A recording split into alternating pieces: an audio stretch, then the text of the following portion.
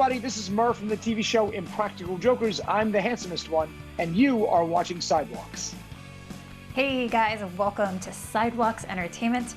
Our next guest is a comedian you might remember from the comedy troupe, the Tenderloins, and also stars in the true TV hit series Impractical Jokers. Well, Murr and his crew are back at it again with more impractical jokes. I'd like to welcome the talented and funny guy, comedian James Murray, aka Murr, to Sidewalks. James, thanks so much for joining me this morning. Oh my gosh, thanks for having me. Good morning, everybody. So I wanted to let you know we actually had some of your partners in crime on our show, Joe and Sal. You guys have a lot going on. I heard.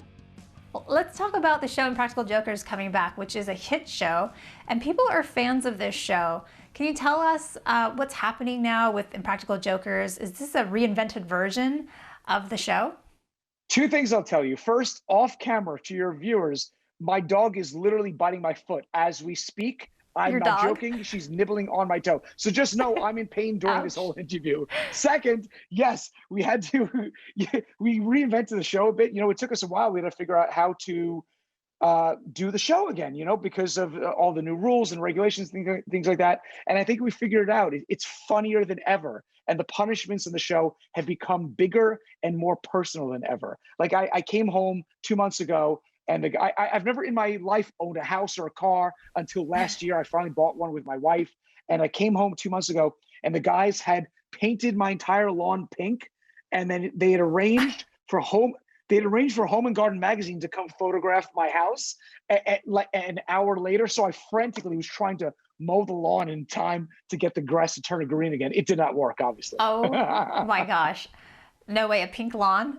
Yeah. And I feel you with the pain from your dog biting you as well, because I wanted to tell you I'm having hunger pains and I've resorted to eating my toddler's Teddy Grahams during our interview so that I don't pass out.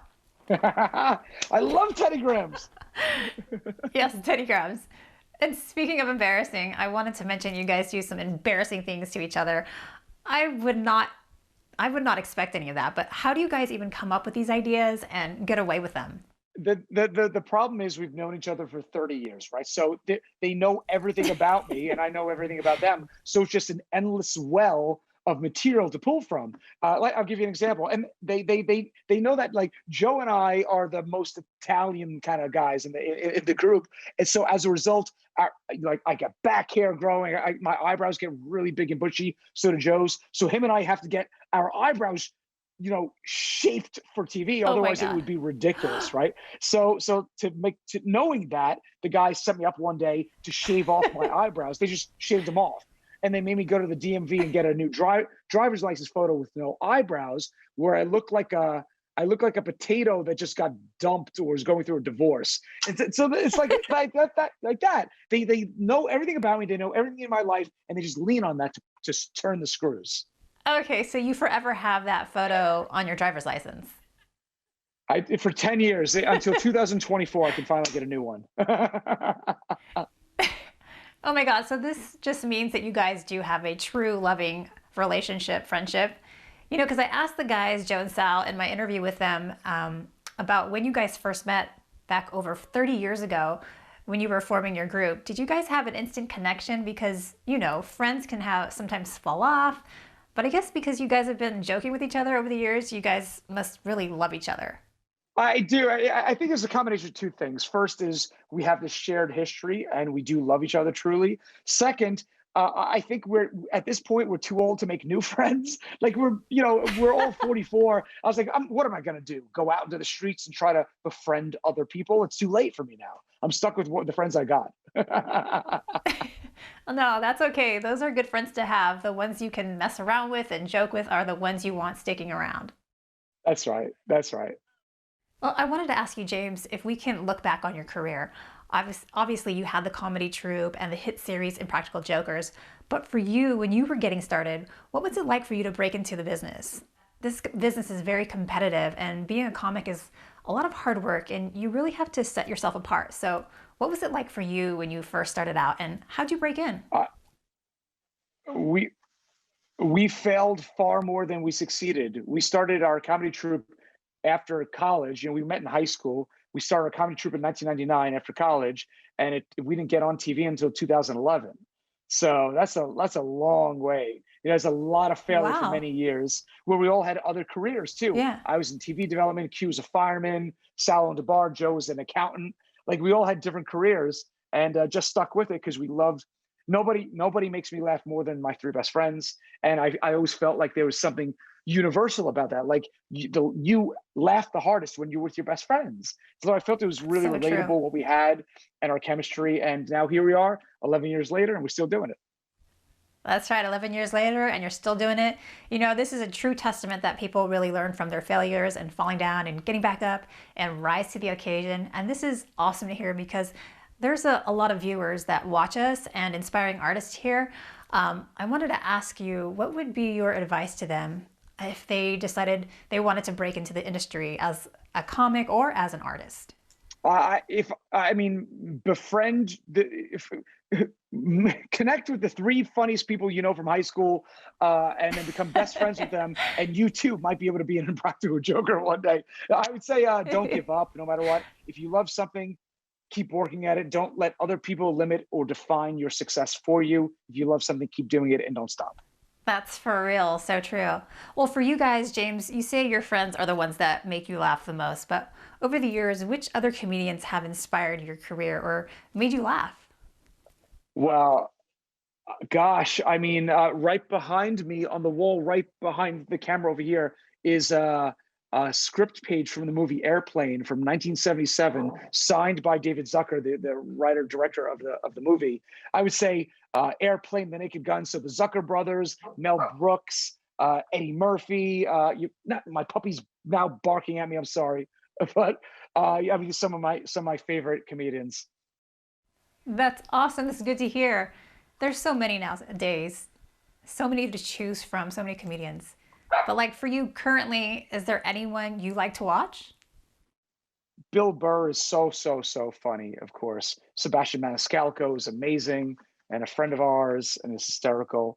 Lots of great comics out there. Not puppy, not puppy. Yeah, that is hilarious. And now your dog apparently wants to jump in the interview. My dog is now she's had it with the interview. No. Oh my gosh. Okay, let's talk a little bit more about Impractical Jokers. Obviously, I was reading through what's happening in the New Year series. You mentioned earlier some stuff that's going to happen, but what do you feel is probably the most embarrassing that you're allowed to talk about that's going to be happening on the show, or what could viewers be prepared for? Oh my gosh. The punishments are hysterical. They're hysterical. So I came home and the guys were in my backyard, and I was like, okay, what's going on? I didn't even realize that we were filming that day. And I go in the backyard and they had my wife there, who has a degree in nursing, with a proctologist and a urologist, and they had a zip line set up.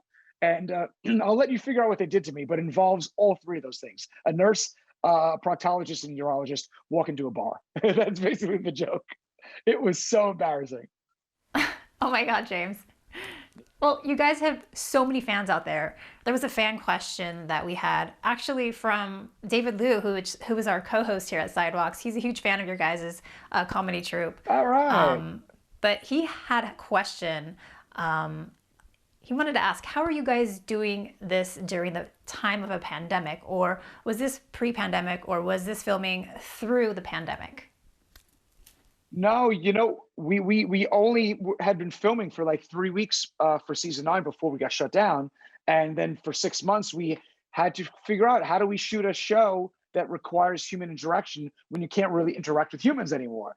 And I think what you're going to see is that we came up with really clever ways to do it. You're not going to be able to tell the difference. The show is as funny, if not funnier now than ever before. And we came up with really interesting challenge ideas. Like, one is we rented a house and there's a balcony in the backyard, like a second level, a deck.